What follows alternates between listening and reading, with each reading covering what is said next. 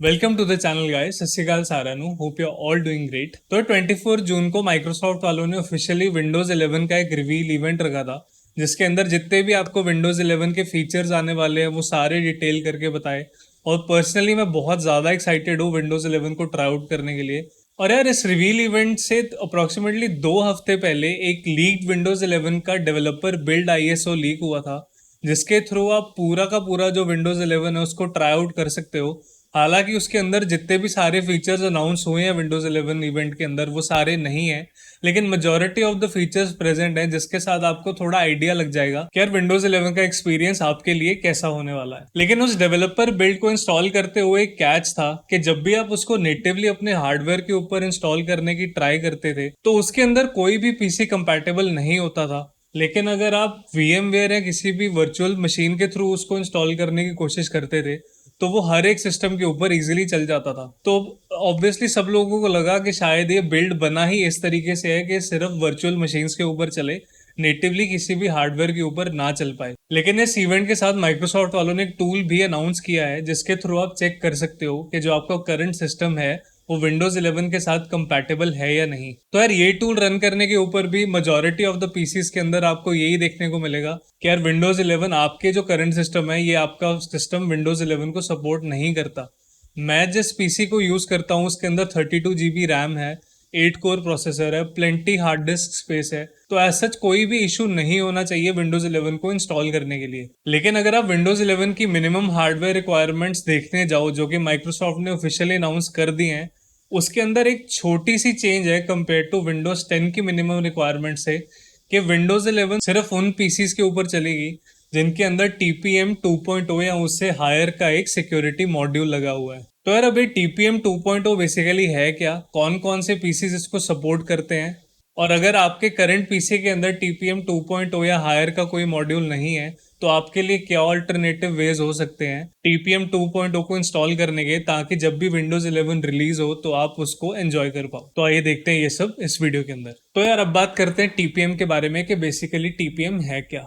तो TPM का full form है ट्रस्टेड प्लेटफॉर्म मॉड्यूल, और ये बेसिकली एक सिक्योर स्पेस है जिसके अंदर आपका जो पीसी है वो आपके पासवर्ड और आपकी पर्सनल इंफॉर्मेशन को क्रिप्टोग्राफिक फंक्शंस के थ्रू और हैशिंग के थ्रू सिक्योरली स्टोर कर सकता है, ताकि in case of any future malware attack या कोई भी हैकर आपका पर्सनल इंफॉर्मेशन एक्सेस करने की ट्राई करता है तो उसके लिए ये बहुत ही डिफिकल्ट होगा, क्योंकि TPM एक अलग स्पेस के अंदर रहता है compare to your traditional computing space, और उसको एक्सेस करना बहुत ही ज़्यादा टफ होता है। तो जो आपकी पर्सनल इंफॉर्मेशन है उसको एक्सेस करना बहुत ज़्यादा टफ हो जाएगा हैकर्स के लिए, और ये बहुत ही सही चीज़ है from a security point of view. तो TPM को इम्प्लीमेंट करने के बहुत सारे तरीके हैं। या तो आप एक डेडिकेटेड TPM चिप खरीदो और अपने मदरबोर्ड के अंदर लगाओ, ये भी एक तरीका होता है। एक तरीका होता है कि जो आपका CPU है करंटली और जो आपके मदरबोर्ड है उसके अंदर एक एम्बेडेड TPM है जिसके थ्रू आप इस चीज को एक्सेस कर सकते हो, एक सिक्योर कंप्यूटिंग एनवायरनमेंट बना सकते हो। अब मेन इशू आता कहाँ पे है कि जो मिनिमम रिक्वायरमेंट है वो है TPM 2.0 की। तो TPM 2.0 जो नेटिवली सपोर्ट करते हैं सिस्टम्स वो है इंटेल 8 Gen प्लस वाले सिस्टम्स, और राइजन वाले सारे सिस्टम सपोर्ट करते हैं TPM 2.0 को। इन सिस्टम्स के अंदर आपको करना क्या है, बेसिकली बायोस के अंदर जाना है। इंटेल के अंदर आपको एक PTT करके ऑप्शन होगा, उसको इनेबल करना है। उसके थ्रू आपका TPM 2.0 इनेबल हो जाएगा और आप विंडोज 11 को इजीली यूज कर पाओगे नेटिवली। और AMD राइजन सिस्टम्स के अंदर आपको FTPM करके ऑप्शन देखने को मिलेगा, उसको इनेबल करने पे आपको TPM 2.0 इनेबल हो जाएगा। और जब आप फिर से वो विंडोज 11 वाला अपडेट चेक कर ट्राई करोगे तो वो दिखाएगा कि आपका पीसी कंपैटिबल है।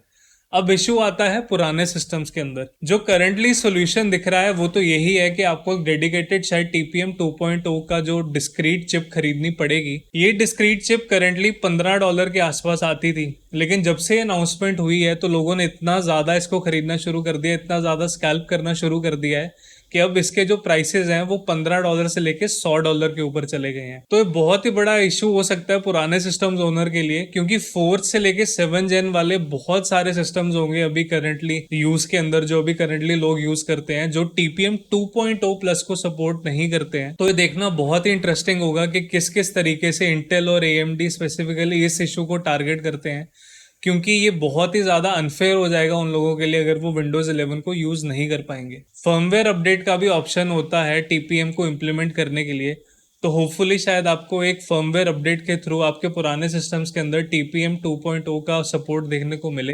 लेकिन अगर ऐसा नहीं होता तो आपके पास सिर्फ दो ऑप्शन बचेंगे, या तो आपको टीपीएम 2.0 का मॉड्यूल खरीदना पड़ेगा डिस्क्रीट, या आपको पूरे का पूरा सिस्टम अपग्रेड करके एक नए सिस्टम के ऊपर जाना पड़ेगा। तो यार अभी इसके ऊपर कोई क्लैरिटी नहीं है कि इंटेल या एएमडी ने कोई भी स्टेटमेंट इशू नहीं की है, तो देखना पड़ेगा। काफ़ी इंटरेस्टिंग होगी ये चीज़ देखने के लिए कि ये कैसे टीपीएम 2.0 की रिक्वायरमेंट्स को मीट करते हैं। या तो एएमडी वालों और इंटेल वालों को फर्मवेयर अपडेट के थ्रू टीपीएम 2.0 इनेबल करना पड़ेगा, या विंडोज वालों को रिक्वायरमेंट गिरानी पड़ेगी कि टीपीएम 2.0 की रिक्वायरमेंट छोड़कर वो टीपीएम 1.2 को इनेबल करे, मिनिमम रिक्वायरमेंट को, जो अप्रोक्सीमेटली सारे ही सिस्टम सपोर्ट करते हैं। पर होपफुली आप लोगों को वीडियो पसंद आई होगी। अगर पसंद आई हो तो ज़रूर लाइक और शेयर करना, और हाँ, चैनल को सब्सक्राइब करना बिल्कुल भी मत भूलना। मैं ऐसी इंटरेस्टिंग वीडियोस आगे भी आप लोगों के लिए लेके आता रहूंगा। तो यार बस इस वीडियो के अंदर इतना ही, मिलते हैं नेक्स्ट वीडियो के अंदर, तब तक के लिए टेक केयर, बाय बाय।